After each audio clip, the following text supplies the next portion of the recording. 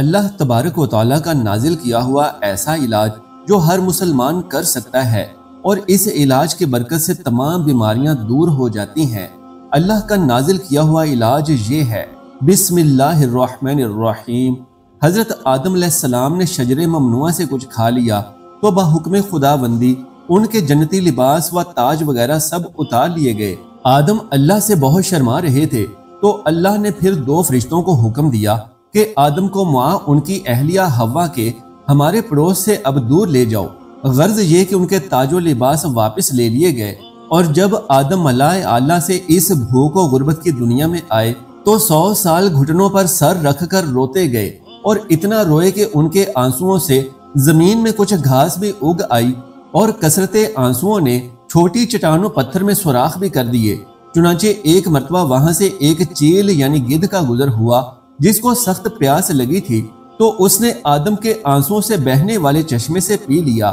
تبھی خداوند نے اس چیل یعنی پرندے کو گویائی عطا کی، اور وہ چیل کہنے لگی کہ اے آدم، میں 2000 سال سے آپ سے بھی پہلے سے اس دنیا میں ہوں، اور میں نے مشرق و مغرب کو گھوما ہے، پہاڑوں کے جھرنوں، وادیوں اور سمندروں کے پانی سے پیا ہے، لیکن اس پانی سے زیادہ شیریں ذائقہ کبھی نہ پیا۔ حضرت آدم بولے، اے چیل، تو مجھے آر دلا رہی ہے، بھلا گناہ گار کے آنسوؤں میں کڑواہٹ کے سوا کیا ہو سکتا ہے؟ تو چیل نے کہا، میں آر نہیں دلا رہی ہوں، بلکہ میں نے حقیقتاً وہ ذائقہ محسوس کیا ہے، اور گناہ گار بندے کے آنسو جو رب کے آگے گناہ کو یاد کر کے نکلتے ہیں، اس سے زیادہ شیریں پانی ہوتا ہی نہیں ہے۔ یہ واقعہ امام ابن ابی دنیا رحمت اللہ علیہ نے اپنی کتاب الرقت والبقاء میں ذکر کیا ہے۔ ہمارے نبی پاک صلی اللہ علیہ وآلہ وسلم دنیا میں ہر کسی کے لیے رحمت بن کر آئے ہیں۔ ان کی رحمت کفار و مسلمین یہاں تک کہ بے زبان جانوروں کو بھی عام تھی۔ اسی رحمت و شفقت اور جانوروں پر پیار کا یہ ادنا سا واقعہ اور نمونہ ہے جس کا ذکر سیرت نگاروں نے کیا ہے۔ نیز یہ واقعہ ہم یہاں علامہ مقریزی کے حوالے سے ذکر کر رہے ہیں۔ مقام عرش سے نکلنے کے بعد آپ کی نظر ایک کتیا پر پڑی جو اپنے بچوں کی حفاظت کی خاطر گرا رہی تھی، اور اس کے بچے اس کے ارد گرد پڑے اس کا دودھ پی رہے تھے۔ تو نبی کریم صلی اللہ علیہ وآلہ وسلم نے حضرت جویل بن سراقہ رضی اللہ تعالیٰ عنہ کو حکم دیا کہ اس کتیا اور اس کے بچوں کی آڑ کر لو تاکہ لشکر والے اس کو روند نہ ڈالیں۔ باحوالہ کتاب امثال اسما ایک بڑھیا حضرت نوح علیہ السلام کے پاس سے گزری۔ آپ علیہ السلام کشتی بنانے میں مصروف تھے۔ وہ خاتون دولت اسلام سے مالا مال تھی۔ اس نے حضرت نوح علیہ السلام سے کشتی کے بارے میں پوچھا۔ آپ علیہ السلام نے فرمایا، اللہ تعالیٰ ان قریب طوفان سے کفار کو برباد کر دے گا، اور اہل ایمان اس کشتی میں بیٹھ کر بچ جائیں گے۔ اس بڑھیا نے عرض کیا، آپ طوفان کے وقت اسے بھی بتائیں گے تاکہ وہ بھی کشتی میں بیٹھ کر سیلاب سے نجات پالے۔ جب مقررہ وقت آیا تو حضرت نوح علیہ السلام مخلوق کو کشتی میں سوار کرنے میں مصروف ہو گئے اور اس بڑھیا کی بات بھول گئے۔ وہ آپ علیہ السلام سے دور تھی۔ پھر کفار ہلاک ہو گئے، مومن نجات پا گئے، اہل ایمان کشتی سے باہر آ گئے۔ وہ بڑھیا آپ علیہ السلام کی خدمت میں حاضر ہوئی اور عرض کیا، آپ نے تو کہا تھا کہ ان قریب طوفان آئے گا، کیا طوفان نہیں آیا؟ آپ علیہ السلام نے فرمایا، طوفان آ چکا ہے، اور اللہ سبحانہ و تعالیٰ کا امر واقع ہو چکا ہے، آپ علیہ السلام نے بڑھیا کے معاملے پر تعجب کیا۔ اللہ تبارک و تعالیٰ نے اسے اسی کے گھر میں بچا لیا ہے۔ وہ کشتی پر سوار بھی نہیں ہوئی اور اس نے طوفان دیکھا تک نہیں۔ اللہ تبارک و تعالیٰ اپنے مومن بندوں کی حمایت و حفاظت اسی طرح کرتا ہے۔ باحوالہ تفسیر روح البیان حضرت جابر فرماتے ہیں کہ میں نے رسول اللہ صلی اللہ علیہ وآلہ وسلم کی خدمت میں عرض کیا کہ یا رسول اللہ صلی اللہ علیہ وآلہ وسلم، مجھے گھر جانے کی اجازت دے دیجئے۔ چنانچہ گھر آ کر میں نے اپنی بیوی سے کہا کہ میں نے نبی کریم صلی اللہ علیہ وآلہ وسلم کو ایسی حالت میں دیکھا ہے کہ صبر نہ ہو سکا، تمہارے پاس کھانے کو کچھ ہے؟ بیوی نے کہا کہ میرے پاس کچھ جو ہیں اور بکری کا ایک بچہ ہے۔ چنانچہ میں نے بکری کا وہ بچہ ذبح کیا اور بیوی نے جو پیسے، یہاں تک کہ گوشت کو ہم نے پکنے کے لیے ہانڈی میں رکھ دیا۔ پھر میں حضور صلی اللہ علیہ وآلہ وسلم کی خدمت میں حاضر ہوا اور آٹا ٹوٹ چکا تھا، خمیر اٹھنے لگا تھا، ہانڈی چولہے پر تھی اور پکنے کے قریب تھی۔ حضرت جابر رضی اللہ تعالیٰ عنہ نے آپ کی خدمت میں حاضر ہو کر عرض کیا، یا رسول اللہ صلی اللہ علیہ وآلہ وسلم، مختصر سا کھانا ہے، आप तशरीफ ले चलें या एक दो आदमी आपके साथ हों। आप सल्लल्लाहु अलैहि वसल्लम ने पूछा, कितना खाना है? मैंने बता दिया, इतना है। आप सल्लल्लाहु अलैहि वसल्लम ने फरमाया, अच्छा खासा है।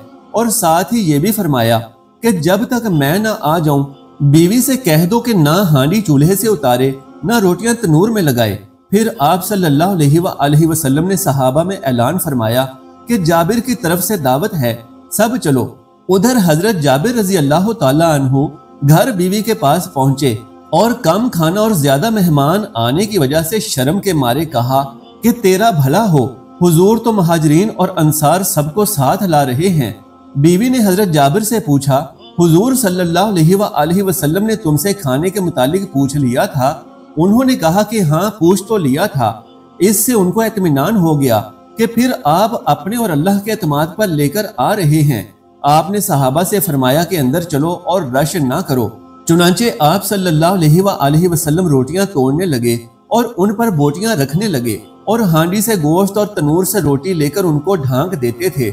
इसी तरह बराबर आप सल्लल्लाहु अलैहि वसल्लम रोटी के टुकड़े कर करके देते रहे और हांडी में से चम्मच भर भर कर लेते रहे, यहाँ तक कि सब असोदा यानी शिकम सेर हो गए और खाना कुछ बच भी गया। फिर आप सल्लल्लाहु अलैहि वसल्लम ने हजरत जाबिर की बीवी से फरमाया, ये तुम खुद भी खाओ और मोहल्ले पड़ोस में भी हदिया भेजो, इसलिए कि लोगों को भूख लाहक है। बरिवायत सही बुखारी। सुभान अल्लाह। नबी करीम सल्लल्लाहु अलैहि वसल्लम ने अल्लाह तबारक व तआला का नाजिल किया हुआ जो इलाज उम्मत को बताया वो एक आफियत की दुआ है, जिसमें इस दुनिया और आखिरत की तमाम मुश्किलात और बीमारियों का हल मौजूद है। हदीस की शरह करने वाले मुहद्दिसीन बयान करते हैं कि इस दुआ में इस दुनिया में मौजूद तमाम बीमारियों का इलाज पोशीदा है। ये ऐसी जामे दुआ है कि ये अल्लाह तबारक व तआला की तरफ से हर बीमारी, हर परेशानी, हर मुसीबत और हर तंगदस्ती से निजात और हिफाजत की दुआ है। नबी रहमत सल्लल्लाहु अलैहि वसल्लम के चचा हजरत अब्बास इब्ने अब्दुल मुत्तलिब रजी अल्लाह तआला अन्हु रिवायत करते हुए बयान करते हैं कि मैंने रसूल अल्लाह सल्लल्लाहु अलैहि वसल्लम से दरख्वास्त की कि मुझे कोई ऐसी दुआ सिखा दे जो मैं अल्लाह से मांगूं।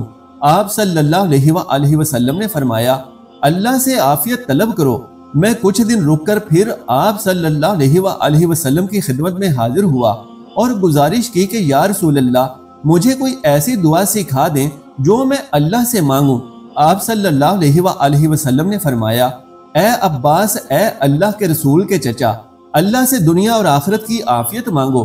अल्लाह से आफियत मांगने वाली वो दुआ ये है, अल्लाहुम्मा इन्नी असअलुकल आफिया फिद दुनिया वल आखिरा, यानी ए अल्लाह, मैं आपसे दुनिया और आखिरत की आफियत तलब करता हूँ। निहायत ही मुख्तसर से अल्फाज हैं। इन अल्फाज के साथ इस दुआ को याद कर लेना चाहिए और अगर अरबी अल्फाज याद ना हो तो उर्दू में ये दुआ जरूर मांग लिया करें, क्योंकि ये दुआ अल्लाह रब्बुल इज्जत को बड़ी पसंद है।